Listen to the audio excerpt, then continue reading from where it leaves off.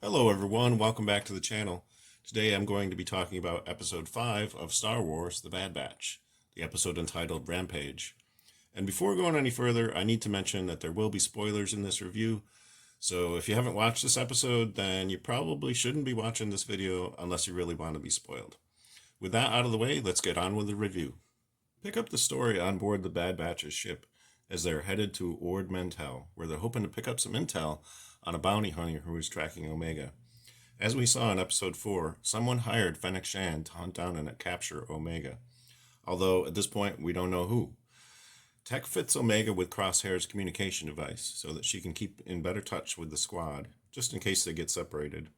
Upon landing in Ord Mantell, they arrive at a bar hoping to find someone named Sid, who Echo once heard was a trusted confidant of the Jedi during the Clone Wars. Sid plays coy with the Batch initially, but Omega quickly identifies that she is the person they are looking for. Once again, we see it implied that Omega has a heightened awareness of things, leading many of us who are watching to speculate about whether or not she is tapping into the Force, or if it's just part of her advanced abilities. After all, she was genetically manipulated by the Kaminoans, so we don't really know at this point what her abilities might be or how they manifest themselves. Sid takes the Batch into her back office, where Hunter asks her if she knows anything about the bounty hunter. Sid offers to dig up some information in exchange for the Batch going on a mission to rescue a child from a group of slave traders. They agree and head off to the slavers' camp. En route, we see Wrecker holding his head again, as we've seen him do several times during the series, ever since the crash landing where he sustained that head injury. The obvious implication is that his injury has affected his inhibitor chip, which I'm guessing will be an important plot point somewhere in the series. They land the ship just outside the slavers' camp and spot several captives, including a child. Hunter orders Omega to stay on the ship while the others head off, but their stealthy entrance is soon sabotaged by a creature known as a Brezek, and they get subdued and captured. Omega sees that their mission has had a snag, and she decides to take it upon herself to sneak into the camp and help them out.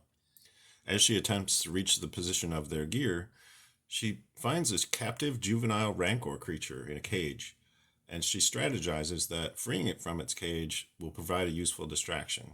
Once free, the Rancor goes on a rampage through the camp. With the slavers distracted, Wrecker breaks the chains and the rest of the Batch work toward freeing the prisoners.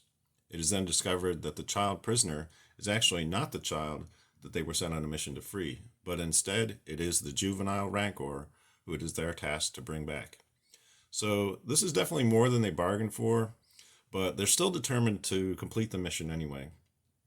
Echo and Omega split off in order to escort the prisoners to safety, while the rest of the Batch confronts the Rancor. Meanwhile, as Echo and Omega escape the camp, Omega acquires one of the slavers' weapons and takes it as her own. Subduing the Rancor proves to be an extreme challenge, and ultimately it comes down to a drawn-out fight between Wrecker and the creature. And in the end, he succeeds in taming the beast. We then cut back to Sid's office, where we find Bib Fortuna, who has arrived to acquire the Rancor. For those of us who are familiar with Return of the Jedi, we know this character works for Jabba the Hutt, and we know that he kept Rancors as pets. So this is kind of a nice connection back to the original trilogy. The Batch arrives and hands the creature over to Bib Fortuna.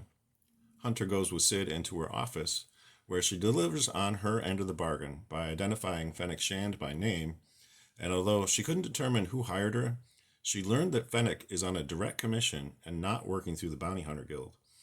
So this is a pretty interesting piece of information. The episode ends with Sid handing over the credits, which were their share of the bounty, and she offers Hunter perhaps some more jobs in the future. So it would seem that she is going to be an ally for them going forward.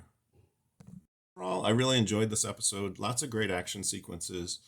And this was a good opportunity for Wrecker to be featured doing what he does. Ever since that head injury, he's kind of been sidelined, so it's good to see him back in the action in a much more significant way. I also love the Sid character. This is someone who has a lot of knowledge and experience navigating her way through the complex workings of the galaxy.